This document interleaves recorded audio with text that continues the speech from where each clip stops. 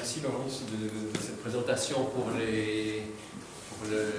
l'ensemble de l'exposition. Alors, j'ai un petit peu changé le programme. Je ne vais pas vous parler beaucoup de ces sculptures parce que en me baladant sur l'exposition, il y a trois têtes qui m'ont beaucoup intrigué. Et c'est dans cette direction que je vais démarrer parce que je ne savais pas très bien. Ces têtes, elles sont lunaires. Elles regardent les étoiles, elles regardent avec ses yeux ronds. Elles sont faites dans cette matière très dure. Et pour s'approcher de ce sculpteur Antoine Rabani, c'était assez difficile parce qu'on ne voit même pas les marques d'outils. Donc, elles sont particulièrement énigmatiques.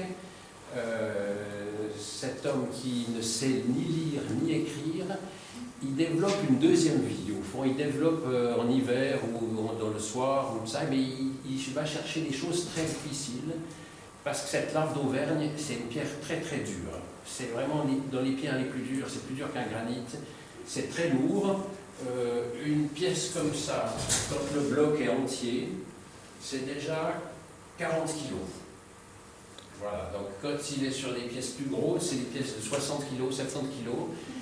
Et pour attaquer ça, il faut avoir une énergie phénoménale.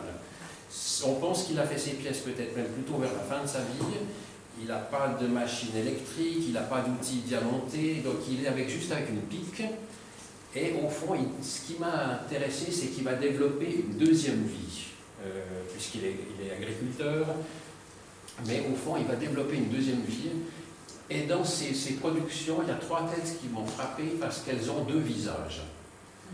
Elles ont deux visages comme si lui voulait suggérer que chacun a deux visages et qu'on n'est pas fait d'un seul morceau. Et ça va être ça le principal sujet de ma discussion, de mon petit speech ce soir, c'est de parler de l'autre qui est en nous. Donc, ce dont on va parler ce soir, c'est la présence de l'autre. Et pour me détendre un peu, parce que je ne suis pas un grand conférencier, c'est-à-dire je vais vous raconter une petite histoire drôle sur l'idée de l'autre. C'est Samuel qui est pris d'une dépression terrible et il va voir le psy.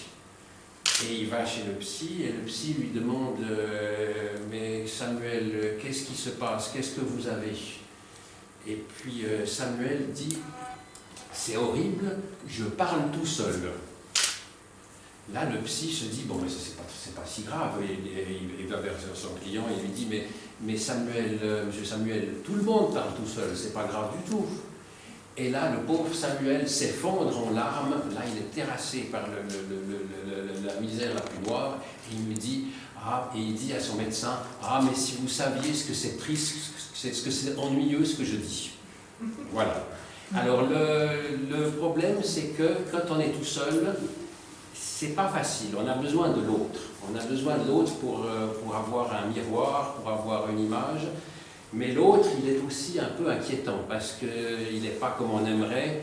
Le voisin de palier, l'étranger, son frère, son père, sa mère, voilà. Ce besoin de l'autre, il est forcément contredit, forcément inquiété. Et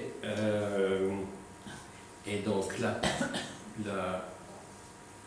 sculpture sur laquelle on va travailler un petit peu sur ce texte, c'est au fond l'idée de ces deux têtes qui sont collées. La pièce est là en haut.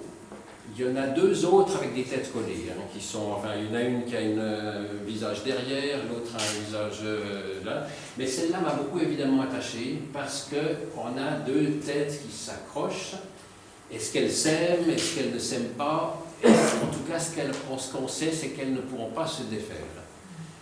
Il y en a une qui est un peu le négatif de l'autre, parce que l'une a les yeux en dedans, l'autre a les yeux en dehors, l'une a un gros nez, l'autre pas.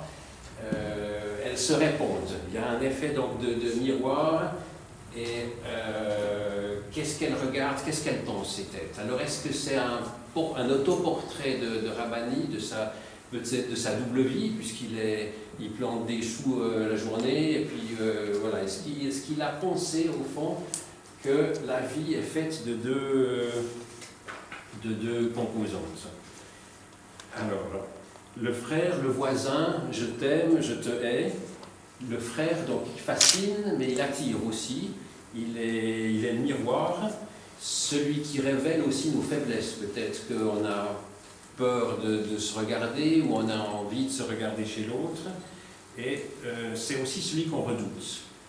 Et dans l'image d'un miroir, au fond, le miroir a une longue tradition avec Blanche-Neige. Enfin, l'idée du miroir est une chose inquiétante, et donc l'image renvoyée n'est pas toujours celle qu'on attend de ça. Donc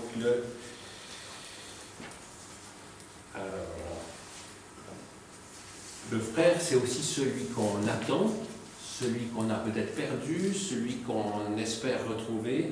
C'est donc celui qu'on va créer, peut-être aussi, s'il n'existe pas, on va le créer, peut-être qu'il se crée un dialogue entre ces deux têtes.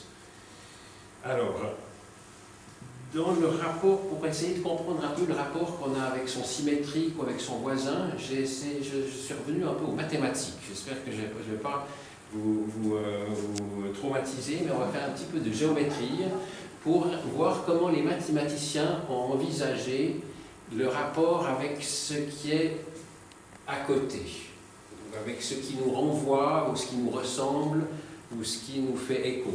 Alors, on va passer, c'est pas trop long, promis, c'est pas une grande incursion dans les mathématiques, mais elles nous permettent de donner quelques éléments, et puis voilà. Alors ici, je vais parler des angles, des mathématiques, je me centrerai sur le côté géométrie. Ici, on a deux angles, alpha et bêta, qu'on va dire hasardeux, ils sont errants dans l'espace, ils n'ont aucun rapport l'un avec l'autre, et ils sont ni égaux, ni en miroir, ni rien. Ça, c'est le cas le plus de l'un avec l'autre où il n'y a pas de rapport.